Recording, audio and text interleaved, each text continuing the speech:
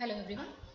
So in today's video of chapter Modern Periodic Table, I'll be talking about ionization enthalpy, electron gain enthalpy and electronegativity across the period and down in a group. Ionization enthalpy. Removal of an electron from the neutral atom result the formation of cation. We all know. So the energy required to remove an electron from the isolated gaseous atom in its ground state is called ionization enthalpy. It is represented by delta I capital H. Ionization enthalpy is the quantitative measure of tendency of an element to lose electron, and it is expressed in kilojoule per mole. Since electrons are lost one at a time, so we are having first ionization enthalpy, when second electron is removed, second ionization enthalpy, and so on. When one neutral atom is transforming into let's say X plus 1 charge and one electron is removed, so the first ionization enthalpy would be represented by delta I capital H1. And when X plus 1 charge is turning up into X plus 2 charge after the removal of second electron, the second ionization enthalpy would be designated as delta I capital H2. Ionization enthalpy is always positive, since the energy always needed to be supplied to remove electron from an atom. The second ionization enthalpy is larger than the first ionization enthalpy, as it involves removal of electron from the positively charged species. It is seen that on moving down in a group, the first ionization enthalpy decreases. Why? Because electron is removed from the larger valence shell. Screening due to the core electrons goes on increasing and effective nuclear charge decreases down in a group, so the removal of outer electron becomes easier when we are moving down in a group. An overall increase of first ionization enthalpy across the period too would be noticed. Why? Because screening charge remains same, or screening effect remains same, and the effective nuclear charge increases across the period. As a result, the outer electrons are held more tightly. So the first ionization enthalpy therefore increases across the period, and we can say here the alkali metals or group 1 used to show the lowest first ionization enthalpy, and the inert gases used to show the highest first ionization enthalpy across the period. We used to notice some irregularities in first ionization enthalpy as we move across the period, and these are: the first ionization enthalpy of boron is smaller than beryllium. Why?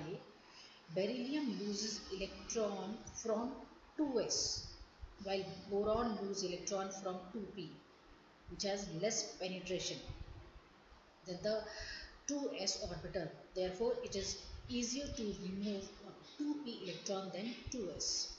Similarly, the first ionization enthalpy of oxygen is smaller than that of nitrogen. This is because oxygen loses electron from doubly occupied 2p orbital. Due to the electron-electron repulsion, it is easier to remove the electron than the nitrogen atom. Now, electron gain enthalpy. The enthalpy change that take place when an electron is added to an isolated gaseous atom in its ground state is called electron gain enthalpy. It is designated as delta Eg capital H. Its value may be positive, negative, depending upon where the electron is being added. It may be endothermic, it may be exothermic. Element of group 17 have very negative value of electron gain enthalpy. This is because They attain stable noble electronic configuration on the addition of one electron. Elements of group 18, or that is noble gases, exhibit high positive value of electron gain enthalpy. Since the added electron has to enter the next higher shell with larger principal quantum number, this is very unstable electronic configuration due to the very low effective nuclear charge and high shielding effect from core electrons. If we talk about alkali metals, they have very low electron gain enthalpy values. We can say here in general, electron gain enthalpy are large negative for the elements of upper right of the periodic table excluding group 18.